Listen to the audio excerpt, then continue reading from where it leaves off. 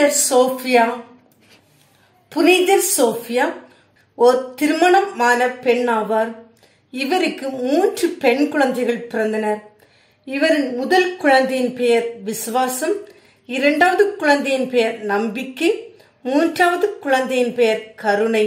1 கொரிந்தியர் 13 குறிப்பிடும் இறை வார்த்தைகளை தன் குழந்தைகளுக்கு திருமுழுக்கு பெயராக வைத்தார் சோஃபியா. கிறிஸ்துவை இவர்கள் தங்களின் உயிருக்கு மேலாக நேசித்தார்கள்.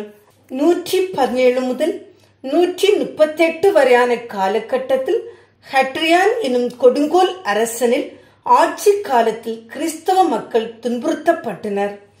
கிறிஸ்துவில் கொண்ட விசுவாசத்தினால் சோஃபியாவும் இவரது 3 மகள்களும் கொடிய வெறியர்களால் பலவித துன்பத்திற்கு ஆளானார்கள்.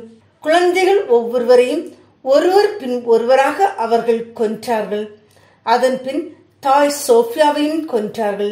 778 ஆண்டுகளில் இவர்களது கல்லறைகளை ஆல்சிஸ் மற்றும் எக்ஸ்டாவ் என்ற ஊரில் இருக்கும் ஒரு பெண்களின் துறவற மடத்திற்கு மாற்றப்பட்டுள்ளதாக வரலாறு கூறுகின்றது. அதன் பிறகு பல்கேரியன் நாட்டின் தலைநகரில் இப்புனிதரின் பெயர் கொண்டு சோஃபியா என்று அழைக்கப்பட்டது. பின்னர் 6ஆம் நூற்றாண்டில் புனித சோஃபியாவிற்கென்று ஒரு ஆலயம் கட்டப்பட்டது. பின்னர் 1376 பல்கேரியன் நாட்டில் சோஃபியா பேராலயம் மிகவும் புகழ் பெற்று பேசப்படுகின்றது. அதன் மறுபெயராக இவ்வாலயம் ஹோலி விஸ்னம் என்று அழைக்கப்படுகின்றது. இவருக்கு பல்கேரியன் நாட்டில் 200 மீட்டர் உயரமான ஒரு பெரிய சொருகம் வைத்து இன்று வரையும் வணங்கப்படுகிறது.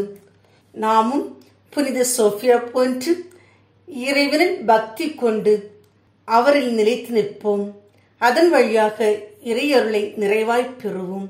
புனித சோஃபியா எங்களுக்காக வேண்டிக் கொள்ளும்.